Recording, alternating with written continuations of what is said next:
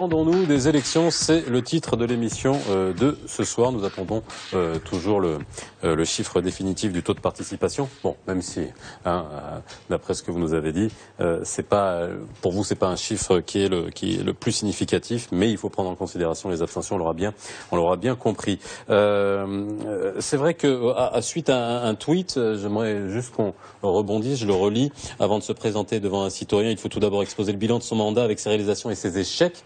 Est-ce que dans la campagne, il y a eu assez de soit capitalisation, soit oubli volontaire de, on va dire, présenter un bilan des sortants? Oui, oubli volontaire. C'est vrai qu'au Maroc, on n'est pas habitué au bilan et à la reddition des comptes. Or, c'est extrêmement important dans la vie politique d'un pays. Mais bon, je dirais, pour nuancer, que dans tous les pays, on compte sur l'amnésie de l'électeur. On aime bien, voilà, on recommence, le changement c'est maintenant, etc. Donc on repart avec des nouveaux slogans, des éléments de langage, on fait de nouvelles propositions, alors même que pendant tout un mandat, ou même pendant 2 mandats, on n'a rien accompli de ce qu'on avait promis. Ça c'est dommage parce que c'est peut-être ce qui participe aussi à cette défiance de la jeunesse ou des moins jeunes vis-à-vis du politique, vis-à-vis des grands partis qui étaient aux affaires. Alors, Est-ce que je peux intervenir? Oui, il y a quelque chose qui me gêne dans la campagne électorale, c'est qu'il y a pas mal de gens qui ont essayé d'exploiter l'ignorance de l'électorat. Il y a des partis politiques qui ont attaqué les bilans de présidents de région, alors qu'ils ne sont pas dans la même configuration. Oui, alors là... La région, telle qu'elle existait auparavant, était quasiment une coquille vide, sans décision, sans budget conséquent. Je vous donne l'exemple. La région de Casablanca, c'est 250 millions de dirhams. Imaginez la région du Grand Casablanca qui tourne avec 250 millions de dirhams. Alors le conseil de la ville, lui, tourne à 3 milliards de dirhams. Pour démontrer un petit peu ils ont exploité l'ignorance des gens pour attaquer les présidents sortants, alors que les présidents sortants n'avaient ni pouvoir, ni attribution, ni budget, etc. Par contre, en revanche, ceux qui doivent présenter leur bilan, ce sont les présidents de communes ou présidents du conseil de la ville. Parce que ce sont des gens qui ont toujours eu des attributions depuis la charte communale. Et ils ont fait des promesses qui n'ont pas tenu. Si Mohamed l'a dit, c'est pas la peine que je revienne là-dessus. Et c'est la résultante du désintérêt de pas mal de gens. Alors, on va revenir parce que le sujet de cette émission, c'est qu'attendons-nous des élections. On revient après un sujet de Ilyes Sadrini. Cette année, pour la première fois, les électeurs marocains devront élire directement leur président de région.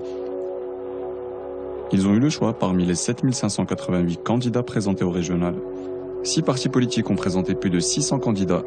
En première position, à égalité, le PJD et le Parti de l'Istiqlal, suivi du PAM, du RNI et enfin de l'USFP.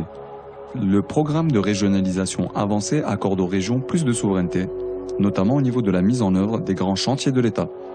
L'État leur donne la possibilité de mettre en place des sociétés d'investissement afin de financer des projets de développement. La région serait-elle devenue une entreprise comme les autres? Comment assurer un développement uniforme sur l'ensemble des régions du territoire? Sur les grandes questions de société telles que la santé, la corruption ou encore la jeunesse, quelles sont les attentes des Marocains?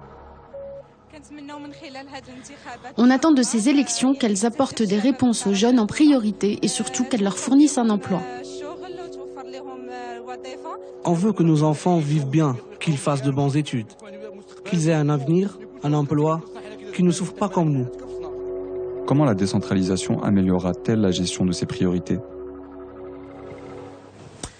Alors, bon, on a beaucoup de questions Facebook.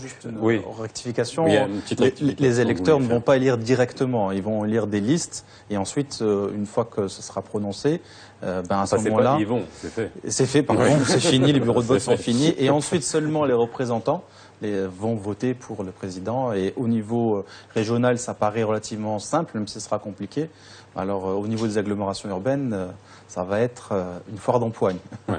Alors bon, ça illustrait la discussion qu'on a commencé à avoir, à savoir de comprendre aujourd'hui ce qui a changé. On a essayé de décrypter dans les médias toute la semaine, encore une fois, d'une manière très pédagogique, pour expliquer quel allait être le rôle du président de la région, du nouveau découpage, du processus de régionalisation avancé, est-ce que ça allait changer? Est-ce que les gens l'ont compris? Alors voilà, c'est la question, elle est là. C'est-à-dire, est-ce que les gens l'ont compris? Là, vous disiez... Pas vraiment. Moi, je pense que les gens l'ont compris parce qu'il y a des choses que c'est vrai que depuis tout à l'heure, et ce qui a été dit par exemple sur les présidents de région, etc., sur les villes, c'est vrai que l'exemple de Casablanca, etc., ça c'est important. Dans toutes les agglomérations urbaines, c'est plus délicat parce qu'on ne sait plus si on dépend d'une grande région, d'un maire communal, enfin c'est un peu... Mais dans les autres régions plus rurales du Maroc, moins densément peuplées, oui, il y a vraiment un enjeu extrêmement important, sans parler bien sûr des provinces du sud, du Sahara marocain, où là on a de régions où on doit bien sûr regarder de près ce qui va se faire. C'est très important pour notre pays. Donc il y a des choses, il y a des enjeux beaucoup plus importants que seulement l'enjeu de l'axe Casaraba. Et les habitants de l'axe Casaraba sont plus sur des choses locales, et vous avez raison, que sur la province d'Arbat, Zmour, etc. On ne sait pas vraiment ce que c'est, personne ne comprend. Alors j'ai un tweet justement par rapport au vote dans le monde rural. Il vous demande à votre avis pourquoi le taux de participation dans le monde rural est supérieur. Parce qu'on suit plus facilement les EIM, on suit plus facilement, et malheureusement il y a même un vote tribal parfois dans les provinces sahariennes, dans le monde rural de manière générale. Effectivement, on va suivre la personne qui fait partie de la grande famille du douar ou de la commune rurale, etc. Donc il y a une sociologie différente par rapport à la ville, où on est dans l'urbanité, où on est dans une autre dimension. Effectivement, dans le monde rural, les gens se mobilisent, et peut-être qu'il y a aussi une certaine proximité avec cette grande fête, ces grandes messes électorales. On est habitué à être mobilisé, j'allais dire à se faire mobiliser, à se mobiliser, mais souvent aussi on est invité à se mobiliser. Non, mais c'est vrai. Et donc voilà, c'est un joli lapsus, à se faire mobiliser. Peut-être qu'on a besoin qu'on vienne nous chercher. Ils y vont plus abondamment, et puis ils amènent femmes et enfants. Donc ils y vont en famille, ils vont voter, et puis bien montrer à la personnalité, aux notables de la région, qu'il a participé, qu'il a bien voté. Et aux enfants prodiges. On aime beaucoup les enfants prodiges, les gens qui réussissent, qui sont partis, qui ont réussi et qui ont gagné de l'argent ou qui ont eu des postes de responsabilité. Ceux-là, ils peuvent être élus à vie dans leur région, et c'est ce qui va se passer. Est-ce que les gens connaissent la différence? C'est ça la question que vous avez posée tout à l'heure. Alors, ça dépend. Ça dépend des cas, ça dépend des villes ou des campagnes. Je vous donne un exemple. Les gens savent très bien quel est le pouvoir de celui qui signe les autorisations de construire. Ils savent qu'il se trouve à la commune, ils savent qu'il dépend de la commune. Parce que c'est petit, c'est proche, on sait qui c'est, on le connaît, on connaît son visage, on connaît son nom. Et parce qu'il y a un intérêt pécuniaire derrière. Une autorisation de construire, ça veut dire un étage, ça veut dire une location, un revenu de plus, etc. Maintenant, quand vous parlez création d'emplois, les gens sont perdus. Perdus, un, parce qu'ils ne savent pas quelle est la différence. Qui crée de l'emploi? Est-ce le gouvernement? Est-ce le local? Deux, parce que le discours des partis politiques renforce un petit peu cette confusion. Il y a un président de commune qui vous dit je vais créer de l'emploi dans la commune. Moi, je ne vois pas comment il va faire pour créer de l'emploi dans la commune. Donc, ils exploitent l'ignorance. On a laissé les gens dans une ignorance totale pendant des années parce qu'on a malheureusement réduit à néant le système éducatif qui n'interviennent plus dans l'éducation civique et politique de l'électorat, des jeunes, etc. Et puis en même temps, il y a des politiciens qui créent l'amalgame en tenant un discours un peu confus. Et ça rajoute à la confusion totale, et puis les gens sont perdus, ça passe. Qui fait quoi? Est-ce le Parlement? Est-ce la commune? Alors, la région? Si je vous écoute bien, si je vous comprends bien, il y avait problème dans la compréhension déjà des mécanismes, on va dire fondamentaux des institutions, et au niveau des programmes. Est-ce que au niveau des programmes, oui, je vois beaucoup d'ironie, Gérald et tous les trucs, à chaque fois je pose des questions, mais les programmes, est-ce qu'ils étaient lisibles? Est-ce qu'ils étaient adaptés à des élections communales et régionales? Ou alors on était encore dans des messages partisans où on vendait un parti? Parfois c'était folklorique, j'essaie de le dire, mais parfois c'est vrai qu'on est sur des enjeux pour des personnes qui se présentent pour des élections communales, et puis on est parti, on a l'impression qu'on va élire le chef de gouvernement, et on a des grands projets internationaux, etc. Donc effectivement parfois c'était quand même complètement incohérent avec l'enjeu qui est un enjeu disproportionné par rapport à un enjeu local. Mais pour revenir aussi à votre question d'avant, effectivement, il y a un manque de lisibilité. On est sur la nouvelle régionalisation. Donc on est sur une nouvelle organisation des régions, avec des nouvelles prérogatives. Et là-dessus, il y a très peu d'informations qui sont arrivées aux électeurs. Très peu savent, par exemple, que le président de région sera backupé, entre guillemets, par un secrétaire général qui sera nommé par le ministère de l'Intérieur. Donc la question, c'est quelles seront les prérogatives du président de la région et les prérogatives de ce secrétaire général. Là aussi, il y a des enjeux de pouvoir, des enjeux d'attribution qui n'ont pas été clarifiés vis-à-vis des électeurs. Est-ce qu'on peut clarifier très rapidement? Vous avez une capacité de pédagogie et de synthèse que je ne sous-estime pas, mais voilà. Et si on devait expliquer de manière claire, aujourd'hui, les gens ont voté, c'était aujourd'hui, ça y est, c'est terminé. Alors, comment on peut expliquer très concrètement, de manière fonctionnelle, ce qui va se passer maintenant? Pour qui les gens ont-ils voté? D'abord, oui, non, mais oui. Par exemple, sur les régions... Les fonctions, je parle des fonctions, bien sûr. Des fonctions ou de l'enchaînement Des fonctions et des responsabilités qu'on va avoir. On a bien parlé maintenant du rôle de la région, du président de la région. Sur ce plateau même, Moustapha Serrimi nous avait dit que le président de la région ça va être plus important que d'être ministre. Voilà. Après, il y a des avis qui divergent. Est-ce qu'on peut expliquer très clairement, mais de manière très claire aux gens qui nous regardent? Très simple. Oui, très simple. Alors, le président de la région aura des compétences à lui propres. Ces compétences à lui propres restent dans la planification stratégique, ce que dit la loi. C'est pour ça qu'il y a de l'ironie. Lui, il planifie un petit peu le développement régional, dans l'urbanisme, dans le logement, etc. Mais ça reste de la planification stratégique. D'accord? Et il y a les compétences transférées. Ce qu'on dit, ça veut dire quoi? Ça veut dire qu'une partie des compétences de l'État seront transférées à la région pour certains secteurs, dont notamment l'éducation, la santé, etc. Ça veut dire quoi? Le ministère de l'Éducation va dire à la région, gérez pour moi les écoles qui sont dans votre périmètre. Mais on ne sait pas encore si cette gestion sera totale, ou juste physique, ou juste du côté de l'investissement, etc. Ça reste à clarifier. Ça, c'est la région. OK? Ça, c'est la région. C'est pas vraiment le Big Bang, mais c'est ça la région. Par contre, la commune fait tout.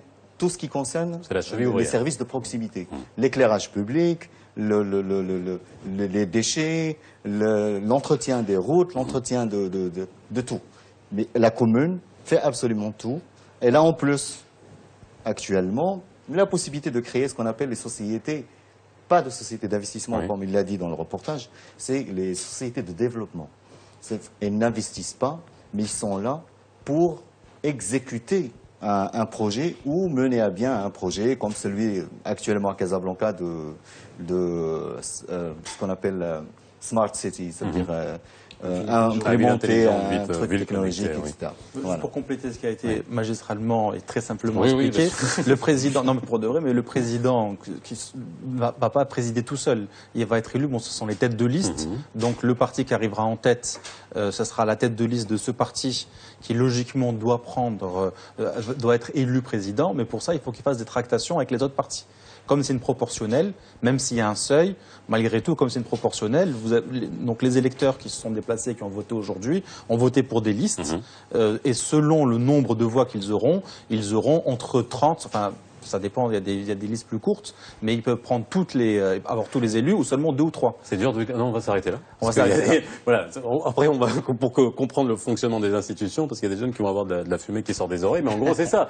Je voulais vous le faire dire, mais non, mais je voulais vous le faire dire pour que les gens comprennent exactement. Mais bon, on reviendra là-dessus. Je pense qu'on aura l'occasion de revenir bien là-dessus dans d'autres émissions pour expliquer le fonctionnement des institutions. On a vraiment beaucoup de tweets aujourd'hui et beaucoup de réactions.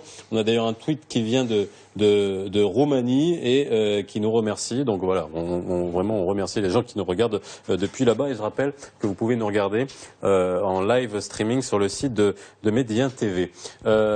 Césoire, vous dirigez le site yabiladi.com qui est essentiellement tourné vers les Marocains résidant à l'étranger.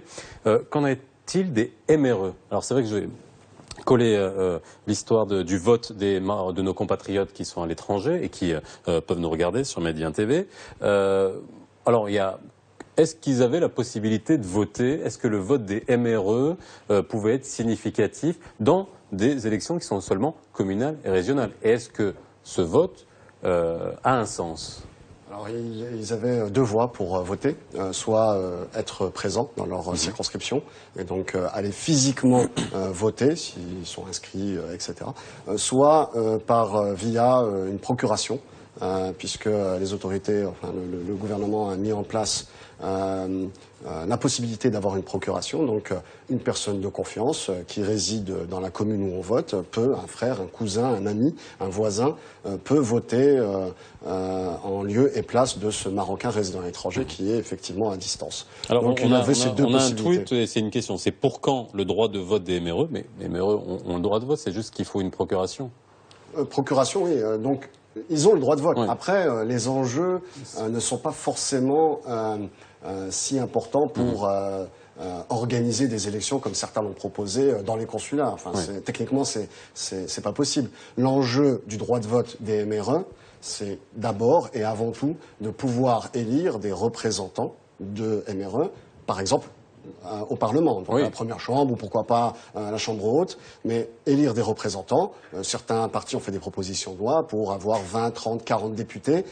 Là, effectivement, ça aura un sens. Et là, on pourra, enfin, les élus MRE qui seront dans un contact de proximité avec la population marocaine à l'étranger, avec leurs électeurs justement, pourront débattre des lois, pourront faire des propositions de loi. Et là, ça fera sens. Par contre, dans les communes et les régions, bon, les enjeux ne sont pas les mêmes. On vit à Dortmund, on vit à Bologne, on vit à Paris. Même si on a un lien affectif, même si on est attaché à sa ville d'origine ou à son village d'origine. C'est du local, il faut y vivre. Voilà. Oui, participer. C'est ça que je voudrais inverser la chose, que je n'ai rien à rajouter à ce que dit César, je voudrais inverser la chose. Quid des... qui a envie de dire beaucoup de choses, mais à chaque fois, vous pouvez le couper. Allez-y, n'hésitez pas, parce que si vous laissez pas parler médias lillois, on est... Je veux glisser l'idée que constitutionnellement les étrangers peuvent voter aux élections locales et donc j'inverse, nous avons aussi des non-ressortissants qui vivent dans notre pays, qui participent à l'économie, qui travaillent, qui payent leurs impôts, etc.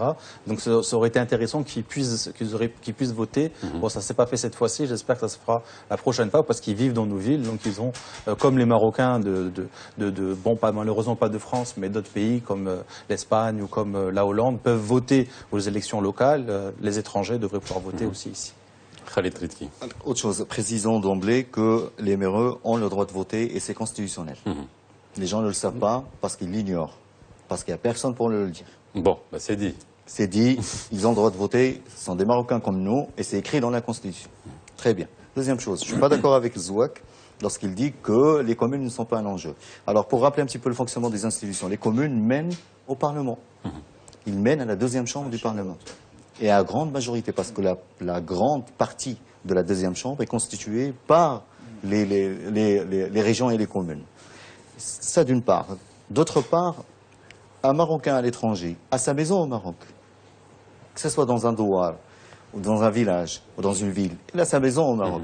Il s'inquiète pour cette maison, il s'inquiète pour son entretien, il s'inquiète pour sa rue, il s'inquiète pour la stratégie de développement de la ville, pour savoir si son bien immobilier va augmenter ou baisser, ou peut-être on va lui faire une expropriation, peut-être il s'inquiète pour son bien et il a le droit de voter pour choisir la personne qui va gérer cette commune, là où il y a sa maison à lui. Et donc j'estime, cette fois-ci c'est vrai, on a créé un petit peu le mécanisme de la procuration. J'aurais bien aimé que le Maroc fasse un effort pour mettre carrément des zones dans les consulats. On peut le faire, et on doit le faire. Pourquoi le Maroc fait des campagnes pour ramener les MRE à investir au Maroc? Il ne ferait pas une campagne pour qu'ils votent, pour le commune. Est-ce qu'il y a eu campagne pour les MRE, à l'attention des MRE? Déjà, il n'y a pas eu de campagne. Non, je veux dire, voilà. Oui, pouvoir fallait aller chercher l'information pour un Marocain qui vit en France, France, en Belgique ou en Allemagne. Voter pour Ben Gueler ou Zayo, oui. Pourquoi pas, mais moi j'ai besoin d'être en contact justement avec les partis, avec les candidats, qu'ils fassent campagne auprès de moi, donc une campagne de proximité justement, et puis que je puisse effectivement saisir tous les enjeux et ensuite voter en âme et conscience. Après, techniquement, il y a, me semble-t-il, aucun pays qui organise des votes pour ses ressortissants à l'étranger pour leur ville d'origine, parce que techniquement c'est très compliqué. Imaginez mais même administrativement, il faut une résidence, il y a une résidence fiscale, c'est une résidence avérée. Fiscale et pas secondaire. Alors, on peut pas voter. On peut trouver des mécanismes administratifs. Par exemple, les Marocains, parce qu'ils ont le droit de vote comme les Marocains étrangers, sont rattachés au niveau de l'état civil, ou bien s'ils ont une maison, sont rattachés à une ville, un village, il n'y a pas de problème. Mais par contre, techniquement, ça veut dire que si j'organise des élections dans les consulats, ça veut dire dire que techniquement, moi, je suis à Dortmund ou à Marseille, je vais au consulat de Marseille ou de Bologne, je dois avoir toutes les listes de Zayo, parce que moi, je suis originaire de Zayo, mais aussi le consulat doit avoir toutes les listes de Ben Guerir, parce qu'il a aussi des administrés qui sont de Ben Guerir, etc. Donc, imaginez le nombre de listes. Et ensuite, je ne vous parle pas du dépouillement, etc. Oui. Donc, moi, je pense que quand on vote, on doit voter pour des gens qui nous représentent. Et je pense que pour des citoyens marocains, c'est des citoyens marocains qui vivent à l'étranger. Je l'ai été pendant de nombreuses années. Eh bien, je sais qu'il y a un enjeu à voter pour quelqu'un qui me représente et que je sanctionnerai au bout de 5 ans si effectivement il n'a pas tenu ses promesses parce qu'il avait il avait promis de travailler sur les questions des consulats, il avait promis de travailler sur les questions du transport, notamment de bateaux, il avait promis de travailler sur les questions liées au transfert d'argent, etc., ou bien au rapatriement de corps. Une sanction sur bilan. Et ça, effectivement, il peut y avoir un intérêt. Mais sur l'enjeu communal, ça risque justement de masquer le véritable enjeu qui est effectivement le droit de vote, d'éligibilité et d'avoir une représentation de toute la diaspora au sein du Parlement et pourquoi pas même au sein de la seconde chambre. J'ai un tweet qui pose une question intéressante. Est-ce qu'on devrait rendre le vote obligatoire ? Non, je pense pas. C'est difficile. Il y a des pays qui l'ont expérimenté, on en parle, mais en fait, on peut pas. La désobéissance civile, ça fait partie d'un des droits fondamentaux des individus ou des groupes d'individus à pouvoir résister de cette façon-là. Toutes les démos. Exprimer un message en tout cas. Exprimer un message. On n'est pas dans la Oui, non, mais alors vous êtes allé un peu fort. La désobéissance civile, lorsqu'on ne va pas voter. Non. Oui, j'aurais attendu ça de serrer, mais pas de vous. La base, elle est là d'abord, d'accord. Donc c'est pour ça qu'on met le curseur à ce niveau-là. Et ensuite, il y a tous les échelons possibles Mais déjà, accepter que quelqu'un refuse d'obéir, c'est déjà la base même des droits de l'homme. Non, je refuse de faire mon service militaire. Non, je refuse de voter. Non, Bon, c'est des choses qui sont comprises dans les droits fondamentaux. Khalid. Et le Maroc, logiquement, aujourd'hui, devrait les respecter. Khalid. Je suis contre le fait de rendre le vote obligatoire. Parce que l'abstention, encore une fois, c'est une décision politique. Oui, mais en l'état, je ne suis pas en train de prendre parti en quoi que ce soit, mais rendre plus lisible le vote blanc, est-ce que ça ne nous permettrait pas de gagner justement en lecture ? C'est ce que j'avais souligné. En fait, si on rend le vote obligatoire, il faut trouver des mécanismes pour justement avoir une expression, prendre en compte l'expression des gens qui souhaitent marquer leur désaccord, leur désengagement par rapport aux partis politiques. Donc prendre en compte le vote blanc avec une annulation des élections si jamais effectivement on arrive à un certain niveau, un certain seuil de vote blanc. Je crois que dans certains pays d'Amérique latine, si plus de 2/3 des votants vote blanc, ça annule tout simplement les élections. Donc, alors après, on rentre ensuite dans quelque chose de peut-être un peu aléatoire parce que ça fonctionnerait plus. Si c'est obligatoire d'aller voter et que les gens se mettent à voter blanc, il n'y aura jamais d'élection. C'est vrai que c'est un peu particulier. C'est comme ce sont des grands moments, des grands moussem, des moments d'appartenance collective. Ce sont des grandes fêtes comme ça, les élections. Il y a un côté complètement irrationnel, que ce soit dans la communication politique, que ce soit dans la façon de pêcher les électeurs. Et c'est quelque chose qui a toujours existé de cette façon-là. Et pourtant, on aime bien. C'est un petit peu, vous connaissez l'Eid al-Hub, par exemple, parce que c'était un clin d'œil que je voulais faire avec la Saint-Valentin, d'accord. Et bon, à chaque fois, on se dit mais pourquoi faire la Saint-Valentin? Pourquoi déclarer sa flamme à ce moment-là, à sa femme? Bon, et pourquoi c'est marketing? Tout le monde le sait. Et pourtant, ça se fait. Et au Maroc, on le voit bien, ça ne cesse d'augmenter. On continuera à le faire, même s'il y a des résistances. Bon, ben les élections, c'est un peu la même chose aussi. C'est à un moment donné, on se dit quand même, allez, on est tous ensemble, on a envie de faire des choses ensemble, on a envie que ce pays progresse, on est amoureux de notre pays, allez, on avance. Bon, il y a un côté irrationnel, hein, et aussi d'appartenance collective. Il faut pas le. Le débat sur l'obligation de vote est lié à la situation politique des pays. Généralement, on retrouve ce genre de discours dans les pays, ce qu'on dit, de transition démocratique, pas dans les pays démocratiques. Dans les pays démocratiques, le vote est libre. Aux États-Unis, le taux de participation aux États-Unis dépasse rarement les 50% et personne ne s'en plaint. On est dans un pays. Et leurs élections sont incompréhensibles avec les grands électeurs. Et un mécanisme très complexe à mettre en place d'abord et puis à faire comprendre aux gens. Ceci dit, il faut arrêter de marteler sur l'idée de rendre obligatoire le vote, parce que ça sera malheureux, ça sera de la dictature démocratique, appelez-le comme vous voulez. Ça veut dire que vous allez obliger les gens à aller voter pour un processus dont ils ne sont pas convaincus. En gros, il faut accepter le jeu et accepter ses limites et moi, je voudrais inverser par rapport à l'abstention, le droit de vote obligatoire, etc. Je pense qu'il faut arrêter effectivement de jeter la pierre à ces abstentionnistes ou de tenter de manière coercitive de les ramener au bureau de vote, mais il faut inverser le problème et dire aux partis politiques d'être assez sexy, entre guillemets, de polariser peut-être un peu plus la vie politique. Vous savez, quand on voit certaines villes où on a des partis qui font alliance alors qu'ils n'ont rien à voir, alors qu'ils se tapent dessus à longueur de journée, mais au final ils sont ensemble et ils se disent bonjour, ils sont voilà, c'est presque la même famille. Bah, peut-être qu'effectivement le lecteur il se dit bon, les lecteurs ils se disent c'est un peu la même chose. Alors justement, Mehdi sur Facebook, on parle de la transhumance. Hein, comment aller voter pour une liste dont la tête a changé de parti à chaque élection? La campagne marketing et le web, c'est très bien, mais où sont les convictions politiques et les débats de fond entre partis? Puis j'ai d'autres tweets qui nous disent qu'il n'y avait pas de programme chiffré dans le.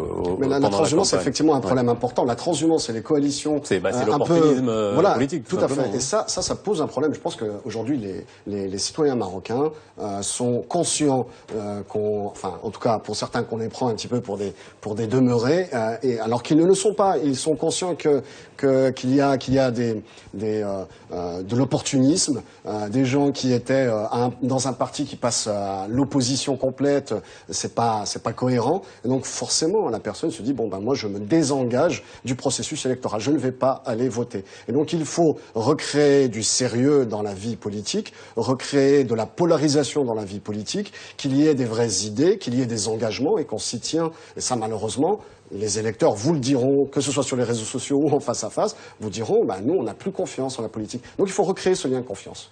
Mais surtout que c'est pas quelques personnes. Hein. La transhumance, ça concerne un nombre très élevé d'élus ou de gens qui espèrent se faire élire. Et donc, ça pose un problème de clarté, c'est sûr. Bon, en même temps, l'échiquier politique bouge. Il a bougé en 2010-2011. Il rebougera. Donc, ça se stabilise pas complètement. Donc, il faut, voilà. Moi, je suis mitigé sur les deux. Il y a un côté quand même amoral dans cette transhumance et qui peut exaspérer, mais il y a un côté normal. Par contre, ce qui est un peu plus problématique, mais ça va venir, c'est que, bon, c'est le professeur de Sciences Po hein, qui vous parle. Donc, c'est vraiment le problème de la communication politique, du marketing politique, de la sociologie électorale. Vraiment, on manque de données, on manque de sondages, on manque de clarté et on manque de candidats et de candidates, même au plus haut niveau, qui sachent vraiment communiquer, bien communiquer, etc. Bon, est-ce qu'il n'y a pas eu, ça sera vraiment ma dernière question parce qu'il nous reste quelques minutes avant qu'on rentre l'antenne, je rappelle que nous sommes en direct.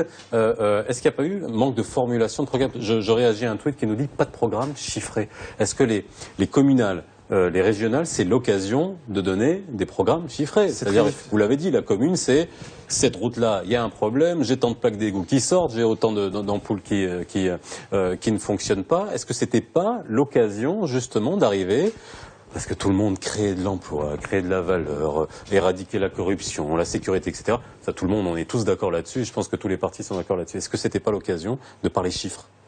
J'ai l'impression il y en a qui l'ont fait, mais bon. Très peu, malheureusement. Ouais. Et les candidats sont partis sur des programmes prêts à l'emploi, en package. Bon, allez vite, on met quelque chose parce qu'il faut faire un programme et on le balance comme ça, tel quel. La réalité, c'est que on aurait apprécié d'avoir plus de données, et donc ça aussi c'est le rôle des politiques, des partis politiques, d'avoir des données sur justement la circonscription, donc la ville, la commune rurale, avoir des données, et tout de suite à partir de là, à partir de ces données, vous parlez de données chiffrées, à partir de ces données, s'engager sur des prévisions, à l'échelle 5 ans, etc. Et là effectivement on peut voter pour un programme qui est chiffré. Alors, dernier mot, il nous reste vraiment quelques secondes.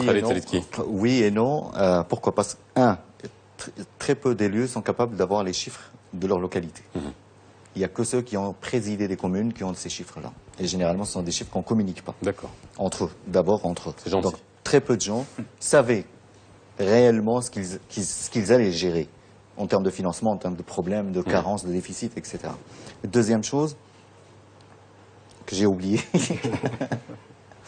je voulais dire, Très rapidement, s'il vous plaît. Les communes, les élections actuelles se retrouvent dans un contexte un peu particulier parce que pas mal de contrats ont été signés. Un président de commune, par exemple, ne peut pas s'engager sur le changement de la société qui fait le ramassage des déchets. Il ne peut pas s'engager parce qu'il ne fait pas son travail, parce que les élus, parce que l'électorat n'est pas content. Il ne peut pas s'engager sur ça. D'accord? Parce que le contrat a été passé il y a 1 an, 2 ans avec le conseil de la ville ou avec le wali, il ne peut pas le changer. Donc oui et non, le système est très... Mais j'insiste sur une chose, il faut revoir sérieusement le mode de scrutin. Très bien. Ça sera un autre débat qu'on pourra faire sur cette antenne. Merci à vous d'avoir été avec nous. Je lis juste un dernier tweet, une pétition pour qu'on me donne une chaise. Je dis, voilà, vous avez entre 300 et 500, je le ferai. Je vous laisse sur Média TV ce soir suivre la soirée spéciale élection et on se retrouve la semaine prochaine. Excellente soirée, à lundi.